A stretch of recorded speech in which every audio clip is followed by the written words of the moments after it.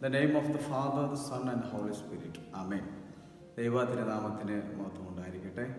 പ്രിയമുള്ളവരെ, ഒരു ക്രിസ്ത്യാനിയുടെ റെസ്പോൺസിബിലിറ്റി എന്താണെന്ന് നമ്മൾ ചിന്തിക്കുമ്പോൾ നമുക്ക് പറയാൻ ഒന്നേ ഉള്ളൂ, ഇമിറ്റേഷൻ ഓഫ് ക്രൈസ്റ്റ് എന്ന് പറയും. ക്രിസ്തുവിനെ അനുഗമിക്കുക അല്ലെങ്കിൽ അനുകരിക്കുക എന്ന് പറയും.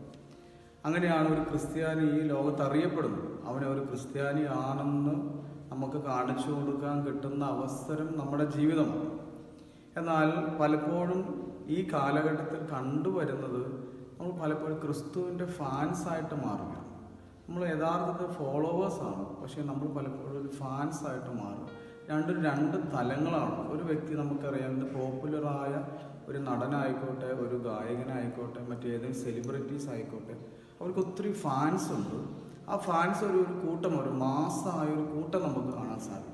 അവർ നമ്മൾ ചെയ്യുന്ന, ആ സെലിബ്രിറ്റി ചെയ്യുന്ന പല കാര്യങ്ങൾ ഇഷ്ടപ്പെട്ടാണ് കൂടെ വന്ന് നിൽക്കുക. പക്ഷെ ഒരിക്കലും നമ്മൾ ചെയ്യുന്ന എല്ലാം ഒരു അനുഗമിക്കണമെന്നോ അനുകരിക്കണമെന്നല്ല. പക്ഷെ ക്രിസ്തു അങ്ങനെയല്ല. ക്രിസ്തു തൻ്റെ ജീവിതം കൊണ്ട് നേടിയ കൂട്ടമാണിത്. അത് ആ ജീവിച്ച് കാണിച്ചതാണ്. ആ വ്യക്തിയെ അനുഗമിച്ചവരെയാണ് ക്രിസ്ത്യാനി എന്ന് വിളിച്ചത്. ഇന്ന് പരിശുദ്ധ സഭ അന്തോക്യയിൽ സഭ സ്ഥാപിച്ചതിൻ്റെ ദിവസമാണ്. നമുക്കറിയാം, അന്തോക്യ എന്ന് പറയുന്ന സ്ഥലത്തിന് ബിബ്ലിക്കിൽ ഒത്തിരി പ്രാധാന്യമുണ്ട്. ആദ്യത്തെ ഫസ്റ്റ് ക്രിസ്ത്യൻസ് എന്ന നെയിം, ഒരു പേര് ലഭിച്ചത് അന്തോക്യയിൽ വെച്ചാണ്.